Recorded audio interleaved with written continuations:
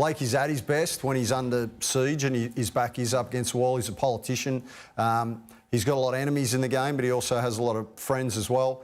I think the most important decision for South Sydney now is he's got to go and land the signature of Wayne Bennett. And I think that happens most likely in the coming days. If it's not already done, I dare say that they're basically already verbally agreed. Yeah. And now from here... Do we think that...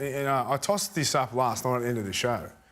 Do we think that Wayne has had something to do with this decision? I know that, Blake just said he hadn't spoken to Wayne until the last couple of days, but I find it still strange, and I could be way off the mark here, but I find it very bizarre to go and sign a key halfback, who is a left-side player, left-foot kick.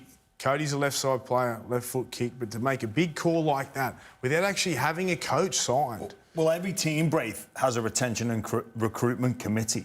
But fundamentally, those calls come down to the coach. He has the final say. And with a position like this, that would be disruptive to the current squad, bearing in mind who they currently have on their roster, like Lockley Elias, like Cody Walker, like Jack Whiten, like Latrell Mitchell, like Damien Cook. This is going to make a difference. And if a coach comes in and doesn't like the 7 that they've just signed, there's your excuse. And he said then, if the coach doesn't like the 7 that we've got, then he's not the coach for us, which therefore points me in the direction of they know who the coach is and he's happy with Dodd, which is fair enough. But it just seems like reading in between the lines, it was a curveball, the decision of Dodd, but maybe it wasn't. To answer your question, Braith, there is a strong tip around the game that absolutely Wayne was consulted about the signature of Lewis Dodd. Now, they're saying they haven't technically signed him yet, but we've all been around long enough to know that's BS.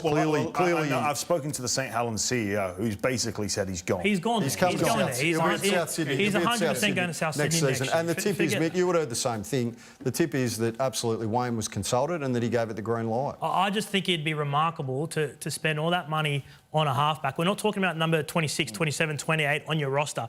You're talking about the main man, and to lump him, because you could have waited. If you wanted to sort the coach out, you could have made this decision. Right. You could have said to Lewis, yes, we're interested.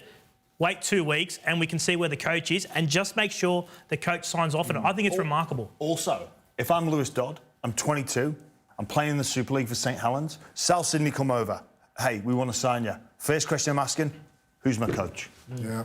And the second thing you do is look where they are on the ladder. They've won one game and lost 6. Who's my coach? And you know what I'm not accepting?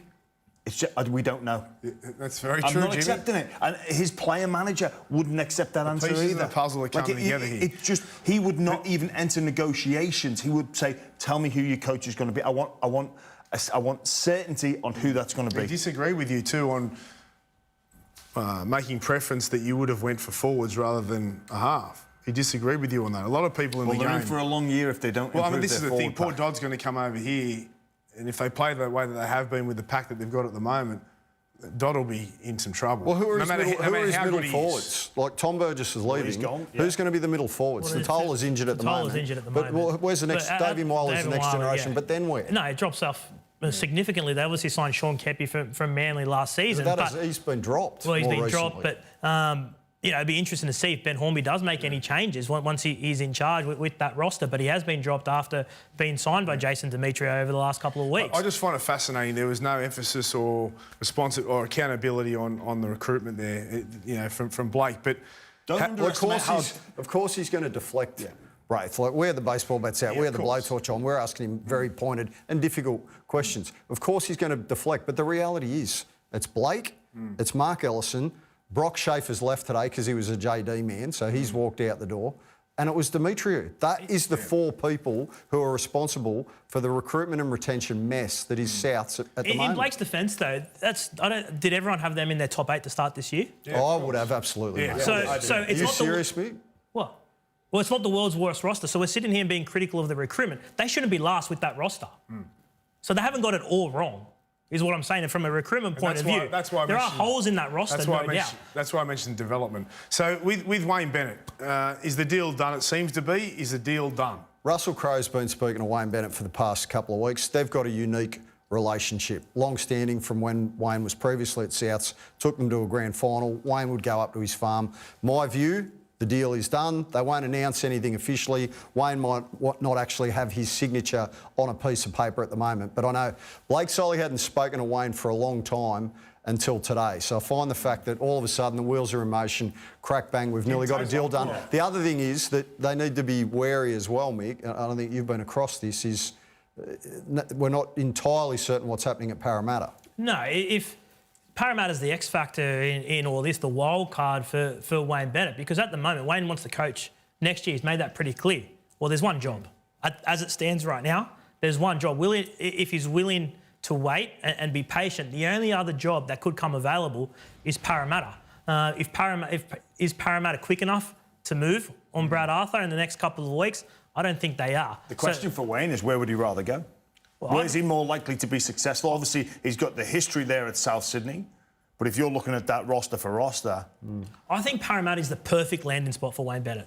I really do. Wayne's done this before, hasn't he, Mick? Where he looks like he's going to go that way, but in the end he ends up here and he leverages the other team to get exactly what he wants where he is. The Dragons thought that post Newcastle he was done. He was going back there, and then at the last minute he backflipped and went to the Broncos. So he'd be loving the attention and keeping Parramatta going, well, if you want me, here I am, come get me, because if not, I'm going back to South Sydney. Yeah. Well, when you've coached 900 plus games and you've got 7 premierships in the kit bag, you're fairly strong at the negotiating table. He's not panicking.